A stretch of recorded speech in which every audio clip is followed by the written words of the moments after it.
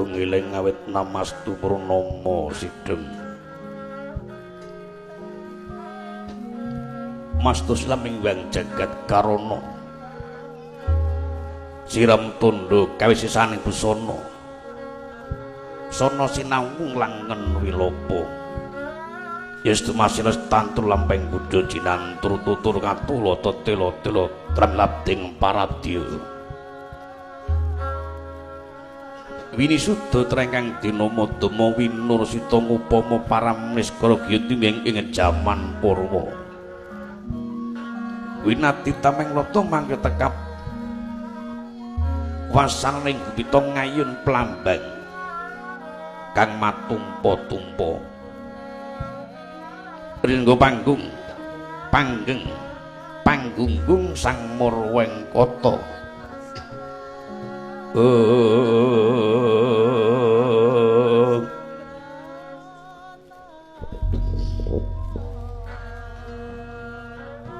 nenggih kang minurweng gubita kang kawati dosa purwa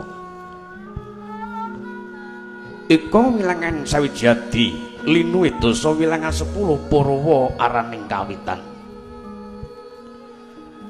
senadyan to ngupaya praja 1000 tan antus dosa 100 tan ngaturaken kalih kangge narya pambukaning kandha iya bebuka morciting kawi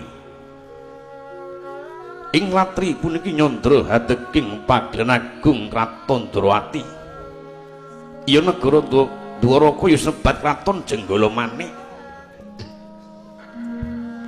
marmane Kraton Garba Gupita kang wis kaluka dumugi Mancanagari yen Kraton Dwarawati panjang punjung pasir Wukila Jinawi Gemah Ripah Tata Karta Turaharja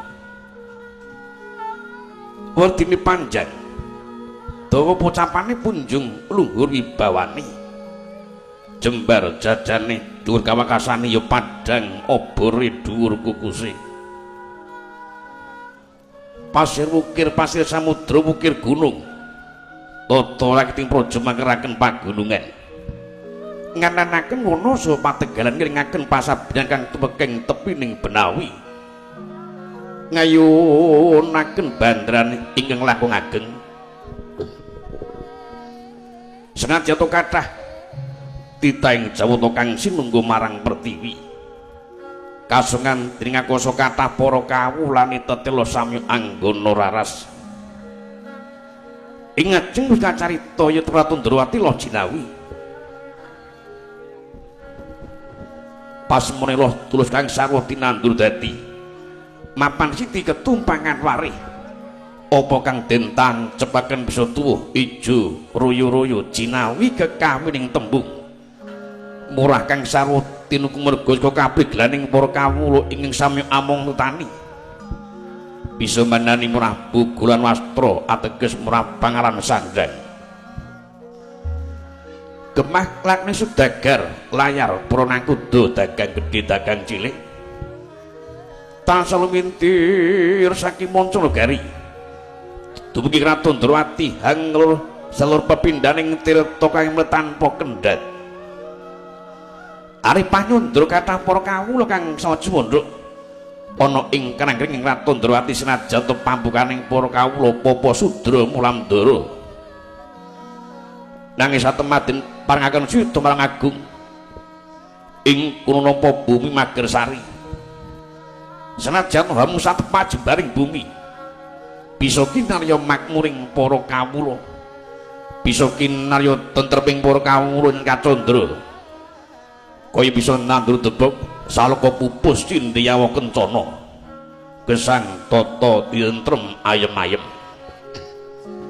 saking kathahing para kawula ketingal jejelap pepet atujuke tepung taritis papan wiyar dinungkut karo Pak Pembasan tumpang talang sambung blandar prandini datan ana para kawula ing samya jejengitan lan pasulayan hentut runtut rukun ngangkat tata katenagari karta-katon do kathah para kawula kang sami Rajakaya sakliring Rajakaya candrani maesa lembu banyak ayam kudu mindul sapi nunggalane yen siapa ten pangunan yen atri mangsul ana papanira dewi-dewi ora ana kang cincangan ora ana kang kinandhang prandini datang ana para kawula ing samya alok kelangan kaciciran sepi lakuning Durjana pracenani manunggaling kawula Gusti iku pinangka dadi saka guru negara kang agung wis kondang dugi maca negara yen Tondrawati gawat kliwat-liwat wingit kepati-pati kelantring pawarta iwen kang miber ngungkul ing kraton bisa njungka kapisanan Plapidra Sirana Margalayu kathah ratu maratu raja maraja ing sami teluk tanpa krana ginebaging Pancakara saben kula wanci ngaturaken bulu bekti waglondhong pengareng-areng peni-peni raja peni guru bakal guru Dewi Sutra Widuri tata gelar atur pisungsun pengebatos kayun marang poyang utaman Arindra Ndrawati ngedalapi watak Brahmana semanten candring kula kawula nggih ucap dosa namangata dosa wilang sepurnama wedeni kekasih unang den ucap wong agung jujuluk Prabu Sri Bathara Kresna ya Prabu Arimurti ya Prabu Sasra Sumpena ya Prabu Danardana ya Sri Padmanaba ya Raden Narayana lenggah sine uga midhapar kencana neng Ngadiarga ning Ngadiodra tring pangan abdu kondang Narendra kang wicaksana kondang ratu kang waskita gegawuhan pusaka tri prakara kang sepisan Puspita Wijaya Kusuma kang angka 2 Kaca Paesang kang angka 3 Senjata Cakra iku mengkuwerdi manungsa urip ana mercapada kudu bisa ngesti marang pamrting budidaya lan rasa neng Ngadiarga ning Ngadiodratri mengeraken paradi budaya ning kucape dateng pisah sarikma pinrasa sareng Sang Nata putra Ngada Darsana putra Ngadinanung benjang angger tembik Batinata sawaya agung lengser saking dampar acut keprabon kang lenggah ana kasatran parang Garuda Kasraden Sombraden Wisnubrata arepaken wismanipun putra Jodipati Satriya Jangkar Bumi Kasiraden Antarja Raden Bambang Pudak Raden Rupatala ngungalaken dodo ngangulungaken jangga muka yayah konjem konjema Bantala nganakaken wismanipun Senopati Ndrawati kalenggah ana kasatran Garba Ruci Kasraden Istaki Raden Singamulanjaya Tambak Yuda Bima Kunting Raden Iyuyudana tinampi wismanipun rangka dalem ing Ndrawati pepanap Patih Udawa suku Jojot teken janggut ngapuran Cangastanira sumramping para nayakaning praja mantri pemati wedana penewu abdi Demang abdi Bekelap Lurah abdi Jajaran abdi Magangen ingkang kabreng namat-namat saking Gibnaturata para abdi Gemblak Gending Masan kriya Jelagara Pragongsa tukang kayu ing sampun ambut karana sanjabaning kraton pating jengkling kaya bisa gawe asin ing pisawanan ing kono agung sigra amedhar sabda kang kinaretondo para abdi kang saunatap bendi beli munyawang ngungkung ing gegana sirangan song-song gilap kabeh mengasih Binatrata gumebyar bocah yaning tatit amung mating klasir gono kripita gono maling ginuk golek pita kencana candrane yayah duranta kami kantuk golek kencana sinarengan swara mriyem gunat gunanda gutuk kalantaka munyung ambal-ambal ngormati marasab Dana Sang Nata saking pasiban candrane kaya negara Klebon parang muka parang pamuk saking Moncregari yen kacandra kaya gabah den interi tumpang dengkul pasibani ing kanca maju kanca rodok kanca jajari kanca maju kanca rodok dajoni sak sak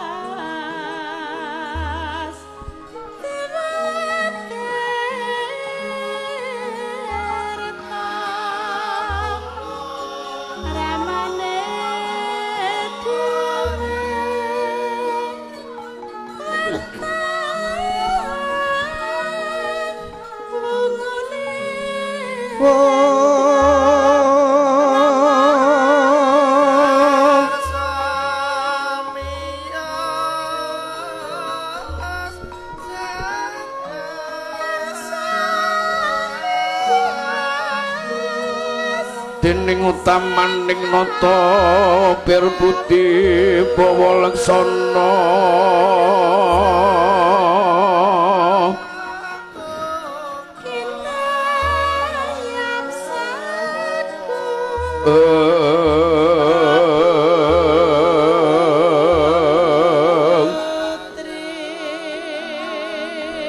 Agung nyoparing tunu ing geganjar saben dina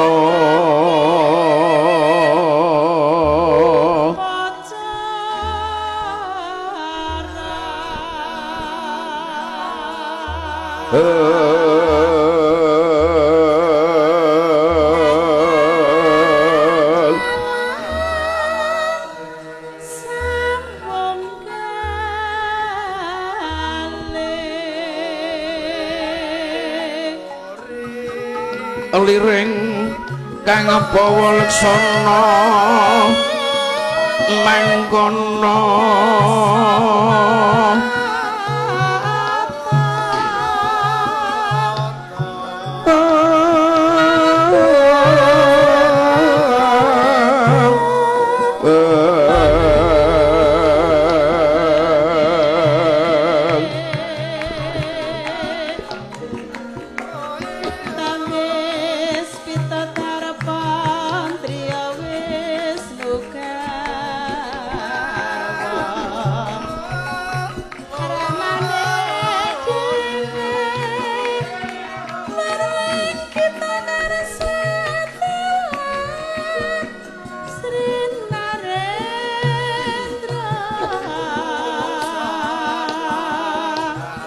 busana keprabon ratu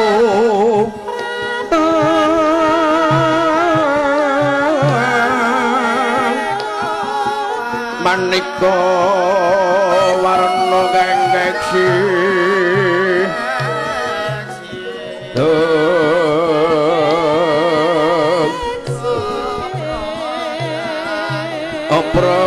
cahyanyo sangan rata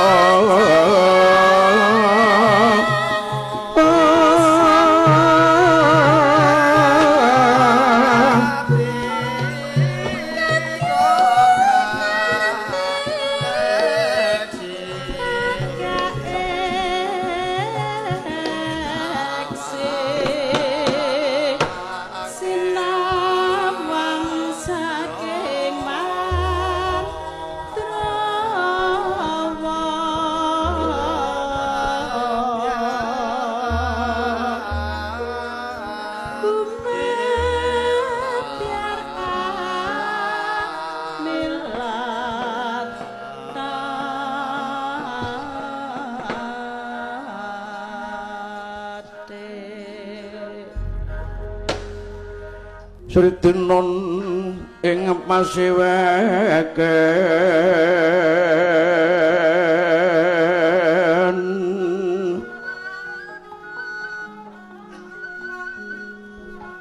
busana manika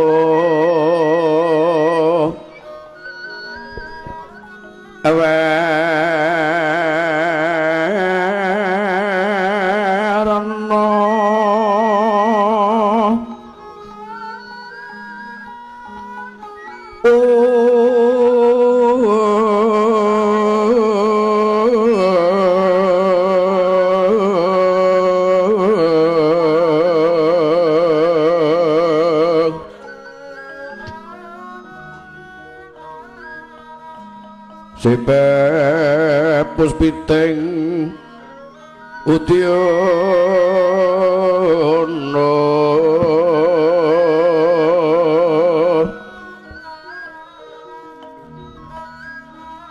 miyang panjrasarwa rukma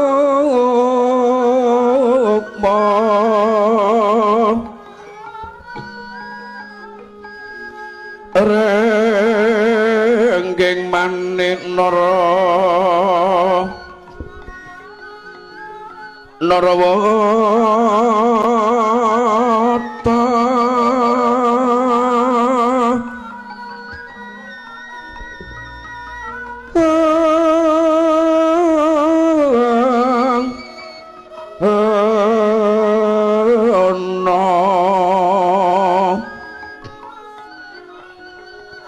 Obro Papanyo swire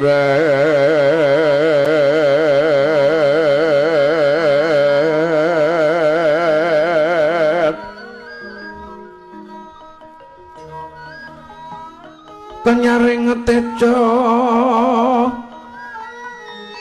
tejo laliweran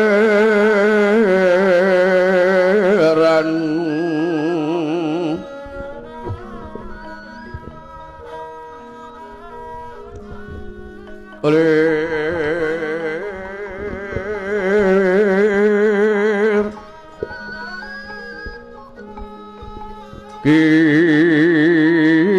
kilat sisiring dadi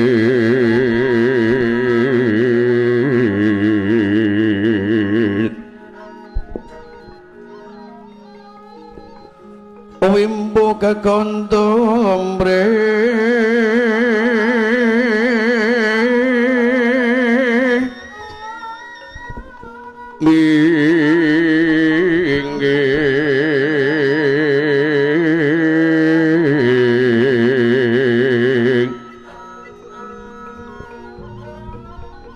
Katiuping maruta mando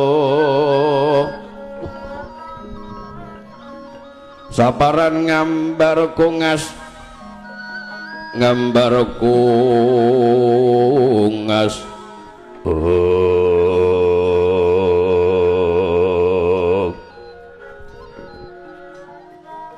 ngebeti jroning pasiwakan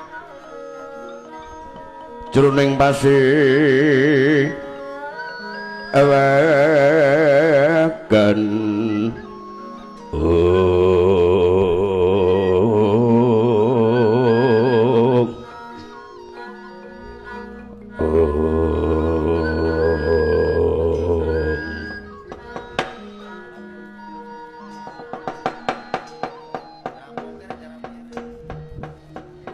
yo tori sedeng kang siniwa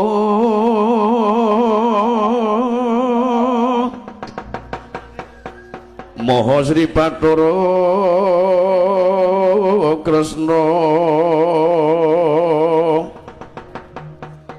prastisteng ngedamparken ngajana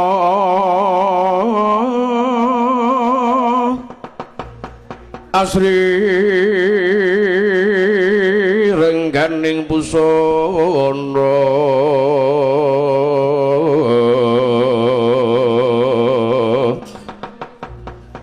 kinontrang kontrang lir Mas Retna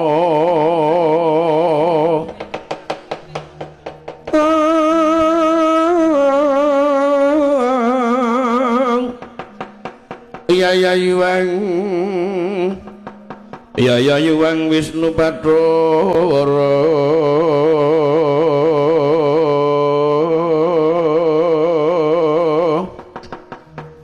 sindhiwa ing tinjaya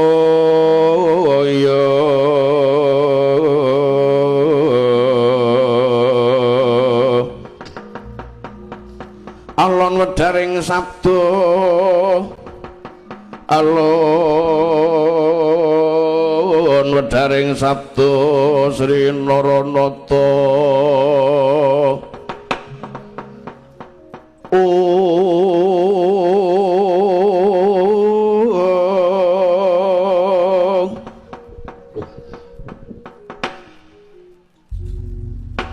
miwang sukmana kang linumih ing bawana langgeng sinunggih tatan naurat Kakang Patih Udawa Aja dadi pamikir jeneng sing sun timbali ora ngrasani ingsun Kakang Patih Udawa.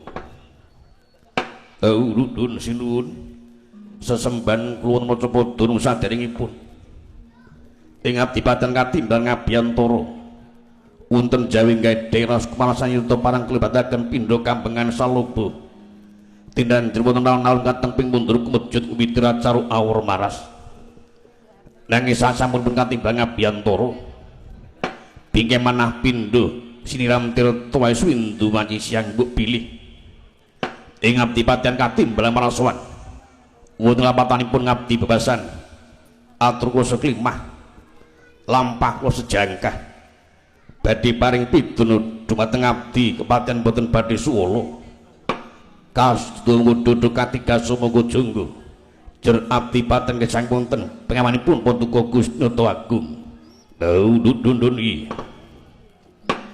Kakang Patih Udawa dundun jeneng sing timbang ngarsaning ingsun namung kepingin mundhut prisa kadiparan para nayaka praja suprambaing para kawula ing Kraton Ndrawati apa sakirane ana kang kumawane nglirwakake marang kewajiban nglirwakake marang sesanggeman bebasan bladak mirang sifat mirang kampuh jenggo dandat ratu ingsun mundhut jeneng sira atur walka marang ingsun ayo nganti sangga rumi ingsun midhangetake kanthi wijang satala-tala Kakang Kepatihan sinuwun yen tapa tuku mundhut desa dhumateng Adipatian sedaya pranaka praja seprambaipun para kawula Ndrawati boten wonten ing kumaning ngliraken dhateng kewajiban lirwa dhateng sesangban bebasan bladak pirang sifat mirang kampuh jinggo dandat ratu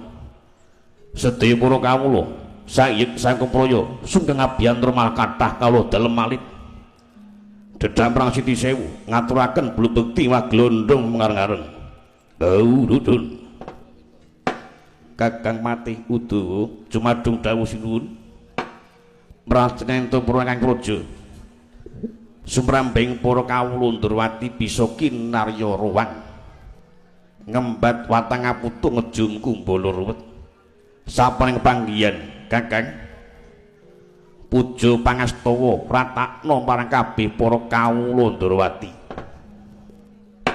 sinuwun kados menapa bingahipun para kawula sasampunipun nampi sikadarmanipun Paduka Gusti Agung iya mengkono Kakang prayogakna jeneng sira sowan dudun nuwun kados boten kinastura punapa Kanjeng Dewaji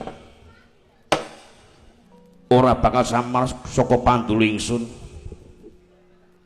putraning ingsun Antaraja kang sowan kula Bambang Budak padha kanthi raja ngadhep ana asanipun wongir rupa tala nun nampi masu dalem Kanjeng Prabu kados mangedang kawidadanmu keja sing menika putra ngaturaken sungkeming pangabekti kunjuk sandhaping padha mawantu-wantu Kanjeng Prabu iya tak tampa nggih prayogatna jeneng sira sowan dudun nuwun kados boten kinastura punapa Kanjeng Prabu putraning ingsun nggih Samba dimastaki kabeh orang suwiji-wiji supaya suka pambagya marang putraning ingsun Antaraja kang nembe wae sowan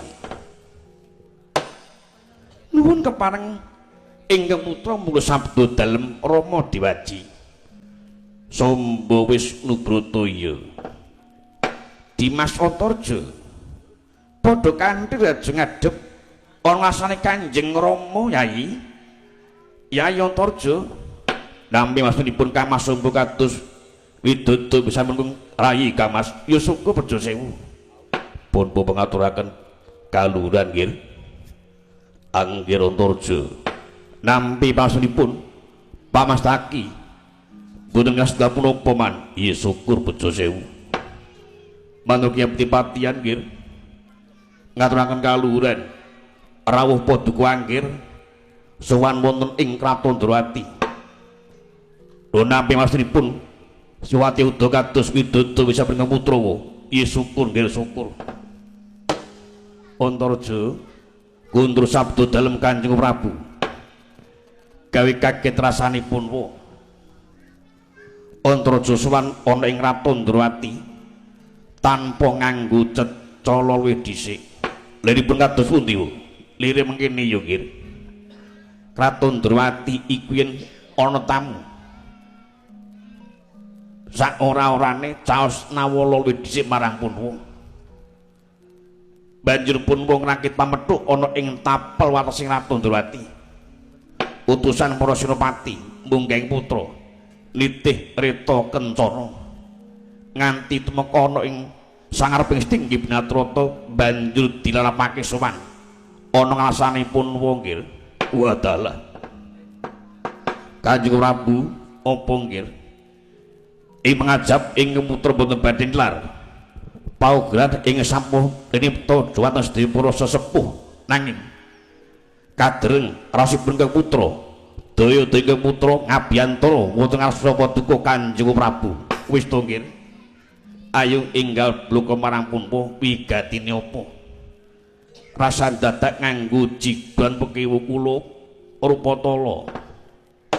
Kanjeng Prabu sepisan ingkang putra sowan tuwi dhumateng garwanipun Paduka Kanjeng Prabu kaping kalipun tuwi rarjanipun Kraton Ndrawati ing kaping tiganipun ingkang putra sowan ngemban dawuh dhumateng sedaya para pepundhen Pandhawa langkung-langkung Siwa Punta paman kembar supados lapaken salam oneng wonten ngarsa Paduka Kanjeng Prabu.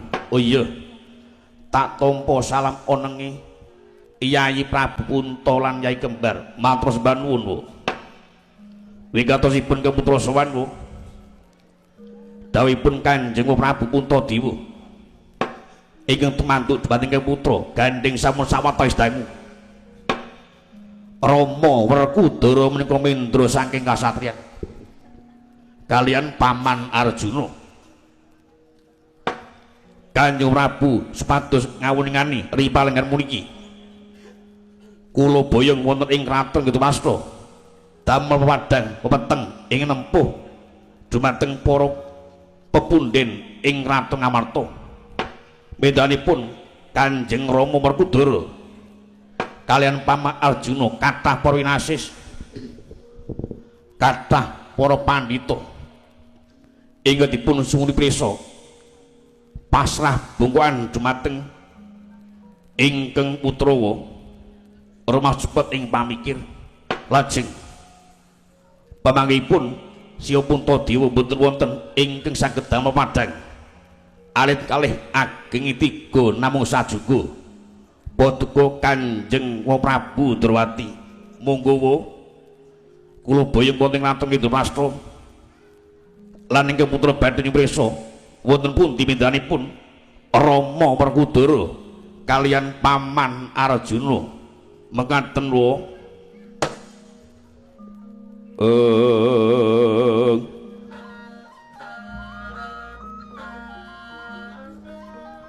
Leng-leng ramyang ingkang triya liriwanget sondra katawengan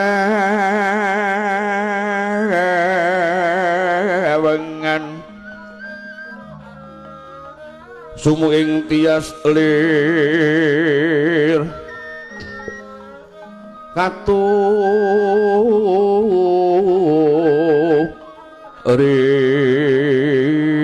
ritan limut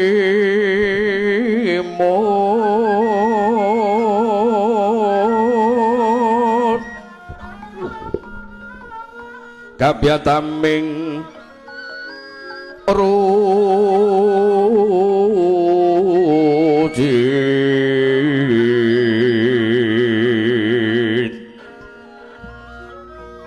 rem-rem driya manawung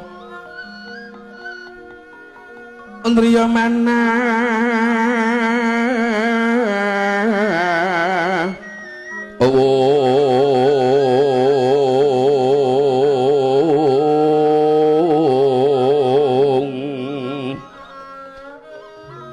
kagunging Iwang Wisesa Iwang Wisesa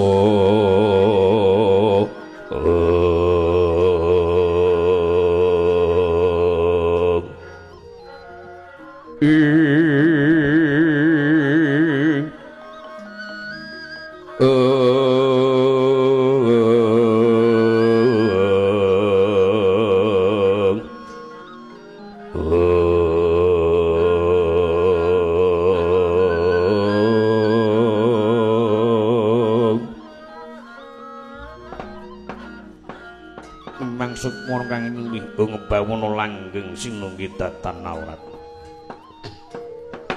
kula Girantarja kundur sabda dalem Kanjeng Prabu yen Tantarja duweni atur nyumrisa marampun ana ngendi mendrani Sudarmamu Dimas Werkudara mboten Bu tak kandhani ya nggih mendane Yayi Werkudara Duk rikala semana Dimas Werkudara iku nggenturake tapa ana ing pertapan kang aran Pertapan Pucang Sewu gayuh kanugraning Jawata wahyu kang aran Wahyu Maningrat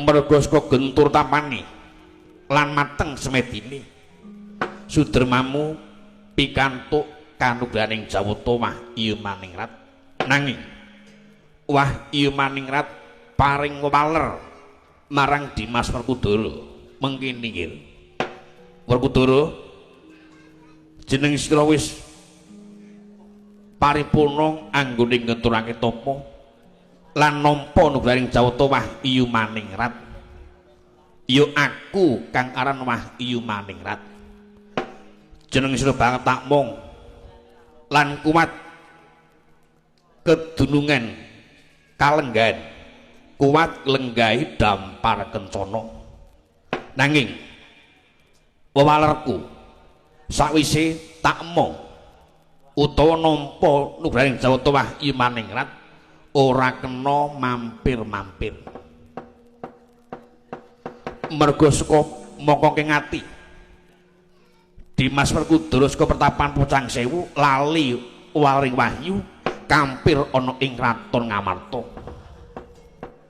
banjur Wahyu Maningrat ngoncati hanggane Dimas Werkudara ditututi karo Sudarmamu ilangi wahyu manungsa ana ing bibikmu Warasembadra kang pinuju Gerbini merga saka gempunge Dimas Werkudara rikala semana bibikmu Sembadra bakal dipateni Punwa kang menggak banjur Punwa paring jaro marang Sudarmamu yen pancen besok akhir tempi punang jabang bayi ki lair kakung ateges Werkudara ora cidra anggone nampa wahyu nanging yen lair wanita Werkudara cidra anggone nampa nugrahing Jawata sawisipun jaro mengkono banjur Sudarmamu ngoncati kasatriyan Jodipati nganti tekan seprene ora ana mangerti ana ngendi anggone cumondhok Dimas Werkudara nggih oh mekaten wo iya nggih lajeng Paman Arjuna Paman Marjuna nampa aturi bibikmu Sembadra gandeng bibikmu Sembadra Gerbini supaya goleki idamane Sembadra yaiku cucak ijo puter putih uga ngai tekan sprene ora enggal timbul mengkono kula Antarja wonten dawuh dina iki ingsun derekno tedhak ana ing Batana Kawarsa abot wajiban ingsun ngayomi marang kabeh para kadang ingsun Pandhawa iki pinangka priyatine Sudarmamu Dimas Werkudara lan priyatine pamanmu Arjuna jer manungsa bakal nggayuh marang kamulyaning urip iku matumpa-tumpa cobane ingsun dhewasan iki pinangka priyatine Sudarmamu iki pinangka cobaning Jawata yen pancen kuat anggone prihatin kuat anggone napa coba besok bakal dadi mustingan titah Dimas Werkudara lan punang jabang bae sing ana guwa garbane Bibik Pusembadra nanging yen ora kuat ana coba ngrangsang tuna nggayu luput ulup Antarja mekaten wong matur sembah nuwun ingsun derekno jer ingsun prasapa marang para kadang ingsun Pandhawa sebaya mati sebaya mukti yen ana sirnane para kadang ingsun Pandhawa tumpes jagate Bathara Kresna yen ana muktine para kadang ingsun Pandhawa besok sak tedhak turune Punwa kepingin ngempek kamukten marang para kadang ingsun Ngamarta nggih kula Antarja sidhem permanem tanono sabawane walang alise walang alise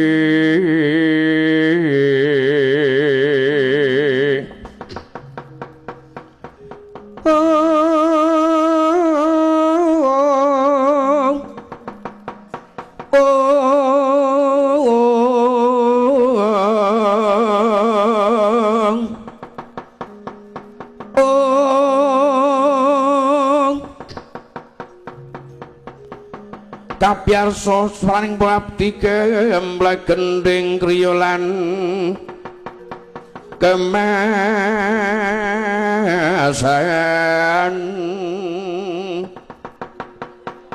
samya nambut karya siang pantara latri siang pantara latri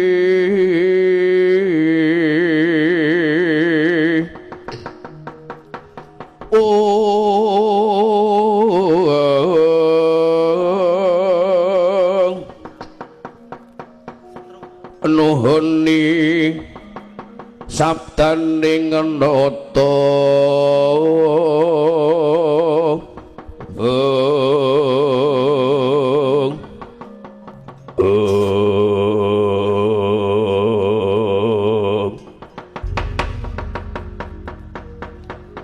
arep sidhem permanem datan ana sabawane walang alisik rono datan obah samirana datan lumampah ing kono nglenggahi kanyut pinangka mardu kanyut ujreng wong inang durungati abad wardu jreng ngaca dengatina seping bantala tri pandrat dereng kawe sing lathi tri wilang telu pandrat kedhep tigang kedheping netra dereng kawiya sing lisan katungka kesaru gegering jaba biang ngarsa tangkeping uri nengge kucapo ingkang mancat poncriti nglongos ing Binatrata ora kaya utusan saking kraton Tanjung Anom utusan Prabu Joko Amijaya Narendra gagah piteksa nyapasiban rupepe Yayaswata manggih Rama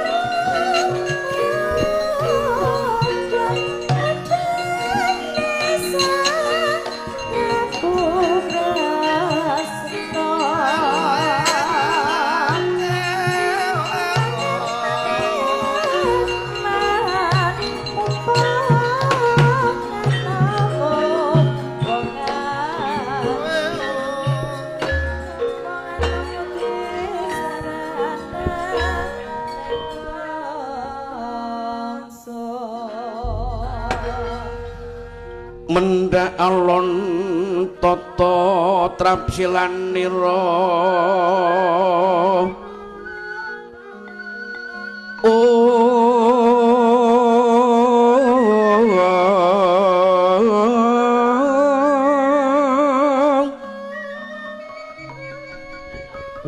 petane Sri Naranata Sri Nara Nata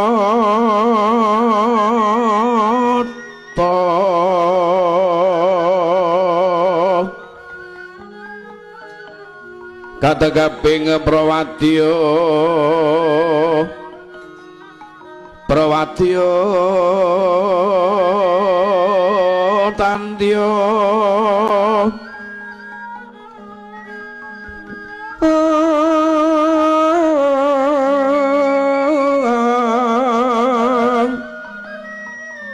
Tanono kang kuciwa raras Tanono kang kuciwa raras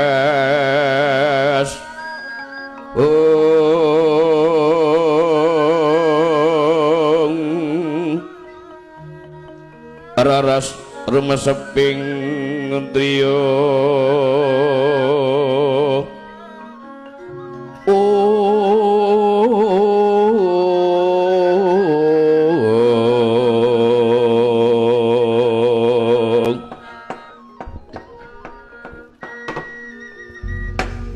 sukma lang numih ngepawuna langgeng sinunggi tatan aurat menggita kisana ing nembiki walenggah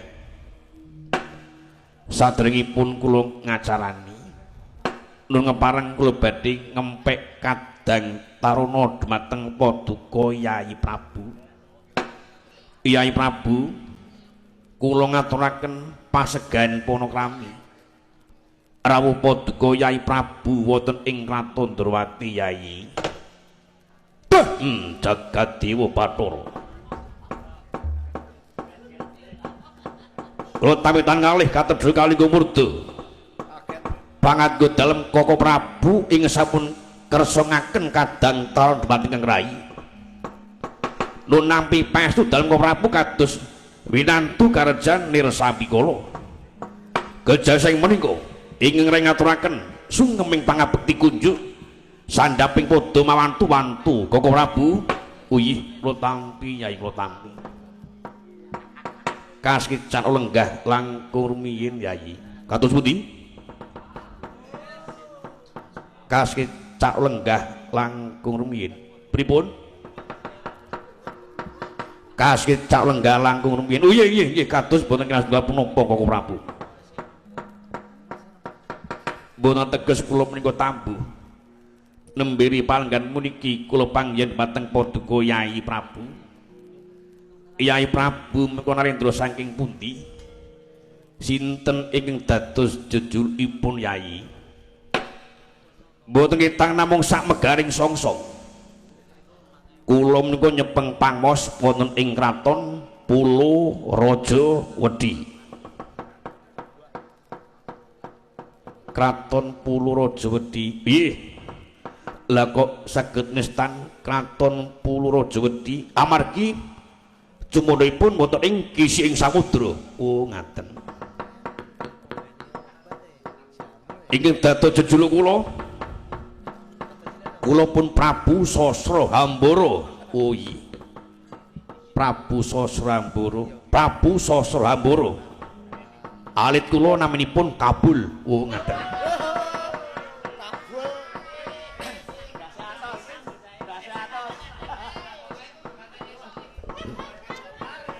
Jumbuh kalih kawontenan nggenipun lenggah wonten ing kising samudra. Piye menika?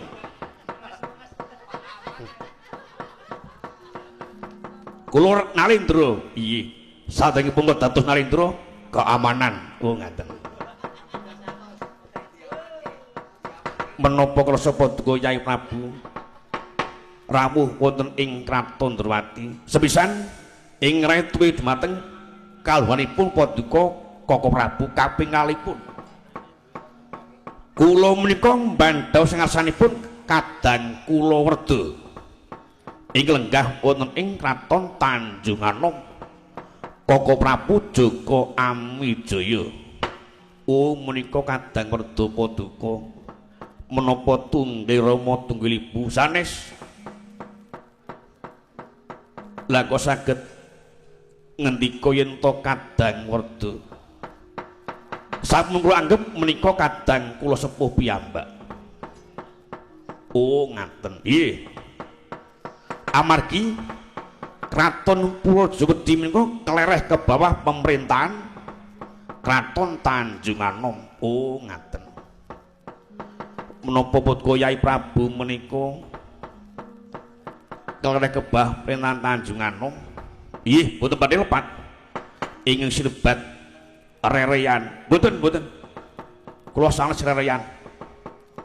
Lah menapa? Kula menika kongkon ngidul-ngidul kongkon ngetan-ngetan kongkon kulon-kulon kongkon ngalor-ngalor ya sami mawon. Menapa krasa Paduka Yai Prabu? Kula badhe nyuprisa menapa menika Kraton Ndrawati. Lan Paduka Prabu inggih juluk Prabu Sri Bathara boten alit kalih ageng tiga. Namung sajuga kula nyepeng pangwas wonten ing Kraton Ndrawati. Matur sewu sembah nuwun. Dawuhipun Koko Prabu Joko Amijaya ingkang tumanduk wonten ngarsanipun Rai. Kula semanten nampi sasmitaning jawata. Saged jumeneng Narendra lan saged turunaken traing Narendra. Nanging kedah Mengku Prameswari. Kamangka dawing dewa ing badhe dipun jangka menika nyuwun pangapunten. Kadang Tarana Paduka Koko Prabu Ndrawati nggih menika Dewi Walasembadra. Dados bisanipun Rai menika badhe ngebun-bun enjang Jawa sonten nglamar ingkang raipun Dewi Sembadra. Menapa ya Prabu dereng pirsa adhipun Sembadra menika sampun wonten ingkang Mengku. Lan sakmenika sampun nggerbini sepuh. Boten napa-napa, ora kangelan gawe kok. Menika dawing dewa. Oh ngaten. Mbok bilih wonten srana menapa sanipun, mbok bilih wonten bebana menapa bebananipun. Kula sampun cumawis plangki jumpa tanduk remun kangge mboyong pun Dewi Walasembadra. Samba cumadung dawuh temonana nggih. Duka yaya sinipi kumedhot padon ning ladi jojo pangawi ing wingis.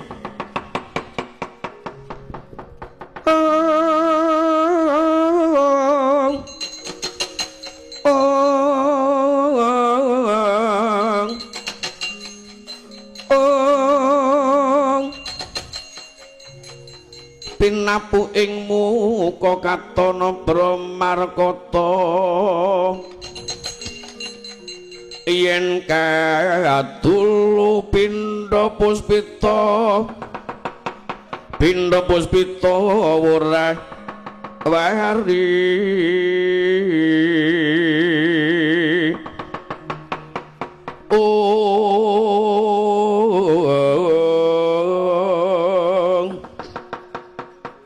Tina betom rang sagede ngebel yo dadi tahono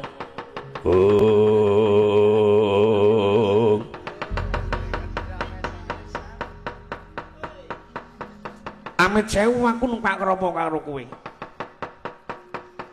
Bodho sinten Raden Yen kowe durung ngerti karo aku iki Pangeran Pati Putra Ndrawati aku Samba Wiyar kuping budheg Samba oh Raden Samba iya kowe duweni atur bakal nglamar marang Bibi Sembadra nggih mboten badhe lepat lan Kanjeng Rama wis ngendika yen Bibi Sembadra kuwi nggerbini sepuh meh ndungkap Nawa Candra mboten napa-napa ora kangelan gawe senajan to beceng aket tembe punang jabang bayair badhe pun aken putra piyambak kalian Koko Prabu Joko Amijaya aku saiki tak takon karo kowe upamane bojomu dijaluk wong kira-kira oleh apa ora lumrawel Gopo bosen kok. Bagus mawon. Sip pokoke. Wis ya. Aku saya ngedeke pakem boyo. Saya mboro perang, saya mboro pilih. Maten cilik iso ngalahke aku, gedhe iso nglepati bangkeku. Kowe kelakon boyong Bibi Sembadra. Bae Jagadya Bathara. Amit sewu aku numpak krama karo kowe Raden Samba. Senajan to ngedeke pakem mbek Pasanggiri, aku ora bakal memeng. Iki rame duta kongonan nanging duta ngrampungi. Apa cuma wis blabar aja kendeng kabirang kaprancang wis tak caweske ana sanjabaning kraton metu njaba kendhat siramu parat.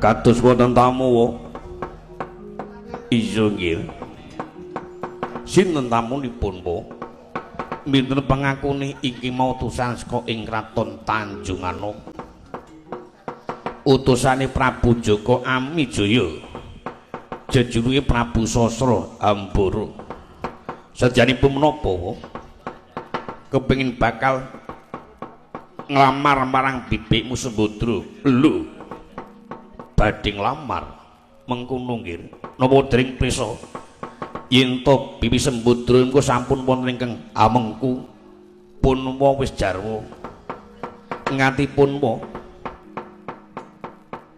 jarwa mengkene Sembadra wis nggerbini meh ndungkap Nawa Candra nanging tetep uga berguguk ngucawaken Bondan Datma Ratu tetep bakal ngawinake marang bibikmu Sembadra. Nganti iki mau ana kedadian padha diya-diniya karo putraku Samba. Mekaten lho iya nggih. Antarja wonten dawuh. Dina iki ingsun bakal dawuh marang jeneng sira. Ingsun mundhut jeneng sira aja nganti bidak-bidake karo Kraton Ngamarta. Kraton Ngamarta ya Kraton Ndrawati, Kraton Ndrawati ya Kraton Ngendraprasta. Ewang-ewang ana gawe pemadang, pepeteng kang nempuh ana Kraton Ndrawati. Ingsun nganggep yen to iki mau telik sandipaya. Antarja metu njaba. Yen iso dipirma kanthi becik supaya bali. Nanging yen dipirma kanthi becik kok ora gelem, mangsa borong Purbawasesa tak pasrahke marang jeneng sira kula Rupatala. Ngestakaken dawuh. Nyuwun pamit, nyuwun tampeng bekal pangestu sing ati-ati nggih Antarja.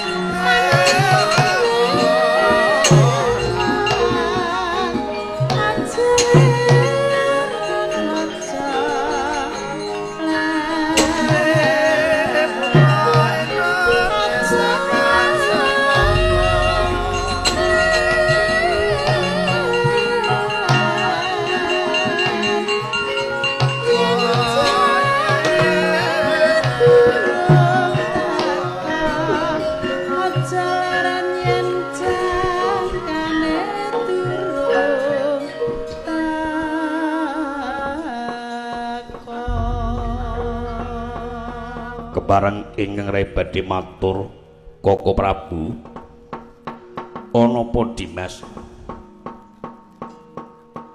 ingkang rai menika wonten Kraton Ndrawati tasih wonten ginanipun menapa mboten. Yen sampun wonten ginanipun kula nyuwun pamit badhe medal saking golongan Ndrawati kemawon, medal saking rombongan.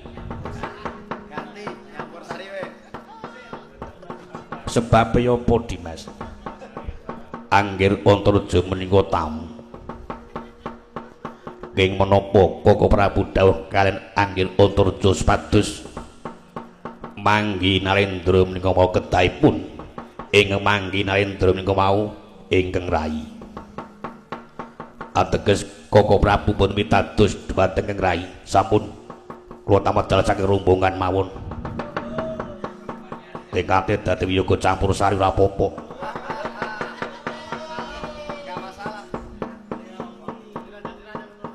Ana masalah iki wah. Bahaya iki. Setyaki wonten dawuh.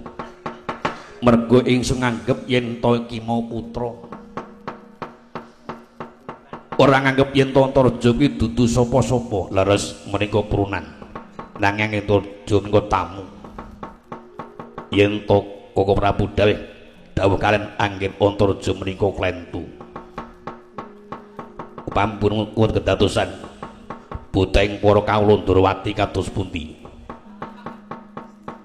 Ndrawati kana senopatine njur sencakine iki nyambut gawe apa? Oh ya wis. Pun Kakang sing kleru. Dina iki Setyaki tata-tata tututana putramu Antarja. Kados pundi? Kula tak medal mawon napa? Aja.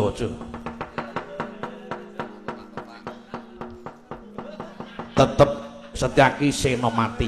Iye. Engko nek metu sarembunang sapa? nyuwun pamit sing ati-ati Dimas. Kakang Pati Udawa madung dawuh sinuwun. Metu njaba budal para Madyabala sing padha gantung sibu. Jaganagara aja nganti ana dom cumuping banyu kang isine bakal gawe nengkang negara lan kacintakaning para kawula Ndrawati. Nyuwun pamit Kanjeng Dewaji. Bidhalaken para Madyabala Jagi Negari. Sing ati-ati Kakang Patih Udawa. Samba jumadung dawuh Kanjeng Rama. Ingsun nderekna Gunung Kedaton. Sawise Gunung Kedaton ingsun nderekna munggah ing sanggar pamujan. Monggo lajeng nudharaken Kanjeng Rama. Wus purna sabdaning nata sabda Pandhita Ratu. Sabda pangucap Pandhita temen Ratu wis ngarani. Yen to Pandhita nyabda datan wolawali yen to Narendra ngendika rata tiyang sak negari. Pindha Tirta Kresna kang tuwibeng rancang sita tangkep parang kumibek mangsini. Esti manah arsa kundur daton jeluk saking dampar. Tinampi gamparan gading. Jarebek para abdi bedaya sinawang saking Mandrawa. Yayah Narendra kang sungkem marang Ibu Pertiwi.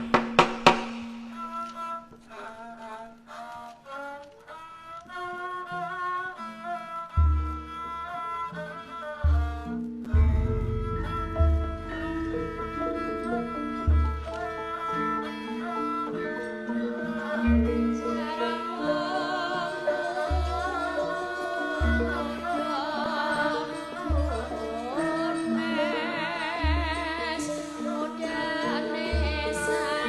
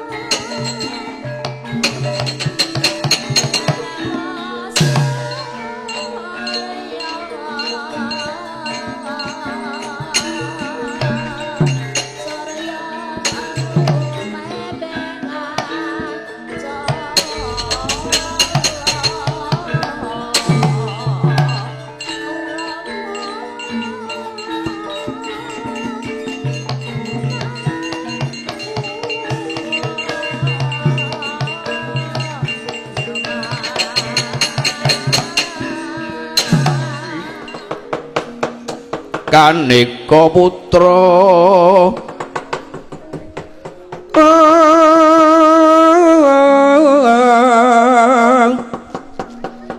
kang anjuk saking wiyadi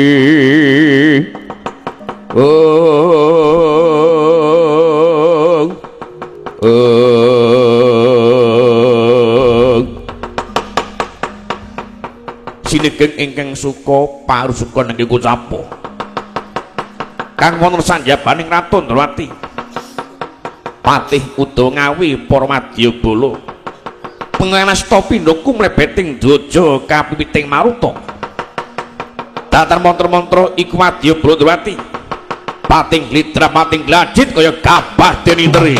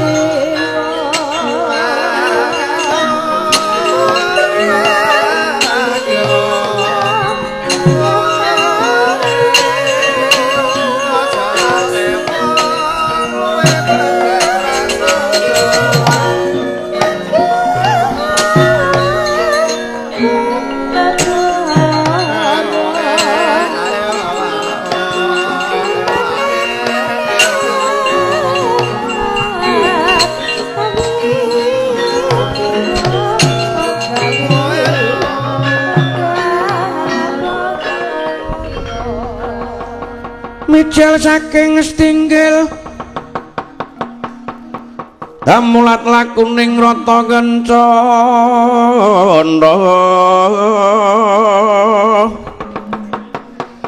wanci bangun rahina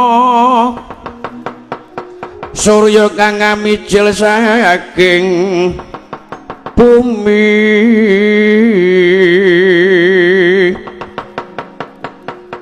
tumungup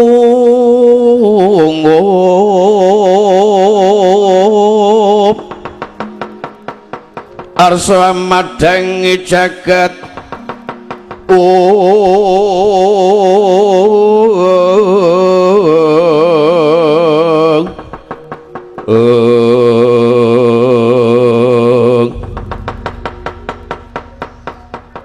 Pamastyaki berbagi debat ingkang putra paman wonten atas penapa Anggir Antarja wonten dawuh gandeng Koko Prabu dawuh debateng pun paman samenika Anggir Antarja kratri kendel ingkang sekeca kemawon Narendra menika mau ing badhe mapakaken pun bapa ngaten amargi wonten Ratu Ndrawati menika ngetanggal jawab pun paman nggih. Ya monggo paman monggo. Kakang Pati Udawa cumadung dawuh. Wis tok budal kabeh Wadyabala sampun. Ketengahipun boten badhe nguciwani. Anggen kula midhalaken Wadyabala jagi negari. Sampun kula pilih Wadyabala ing digdaya-digdaya. Sampun kula pilih Wadyabala ing sentosa-sentosa Raden. Kakang Pati Udawa cumadung dawuh sesuk meneh yen milih Wadyabala aja tok pilih sing sentosa lan digdaya. Lah kersanipun kados pundi? pilihan Wadyabala sing sentosa digdaya turu ya betah melek. Senajan to digdaya, senajan to sentosa njero langit, yen gawani turu wae percuma ora ana gunane. Wah, yen tarasake kok kaya wiyaga. Wiyaga karo pintra kosipanen gawane turu wis percuma ora ana gunane. Gawane merem wae. Upaminipun kangge cegah pungun lajeng main ngatus pundi sing jeneng main dadi larangan negara ora kena. Kuwi kowe dadi pantuming para kawula merga Kakang Pati Uda iki rangkaning ratu. Patut kena kanggo cuna tepo paleping para kawula sak negara. Wis niku. Ning ketoke kok angel kon ilang. Siji main, loro korupsi, ping telu perselingkuhan. Ketoke angel kon ilang. Arep dibiwarake main kudu dibrantas sak oyot-oyote bukti nyatane do ndelik-ndelik menika sampun mbudaya kok nggih mengono Kakang. Kakang Udawa cemadung dawuh aduh aku cerano cerak aku dono tak perpakan ratu iki mau yen panjen tak peno kanthi ape gelem bali supaya bali nanging tak peno kanthi becik ora gelem bali ngati-ati ana aku gadeng jerahe ngatos-atos Raden.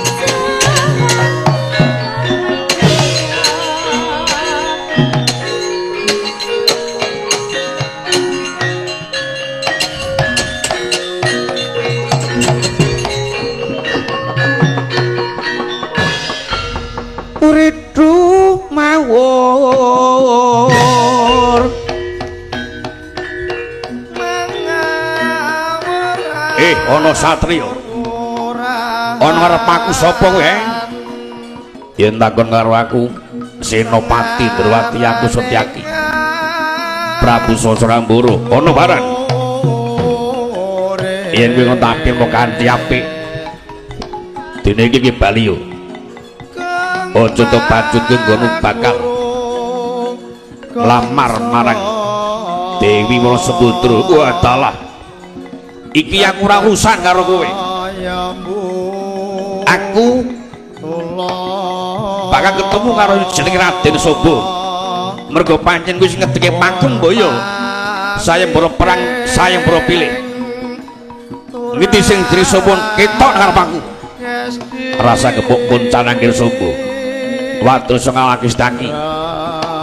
Kowe kelakon boyong marang Kakang Mbok Dewa Samudra. Wah dalah ngemping loro gigi pati keparat wateken aji jkai jayamu makna sastra jendamu tumpang sungguh merapake tebak dateng mliksan balemu gadeng siramu.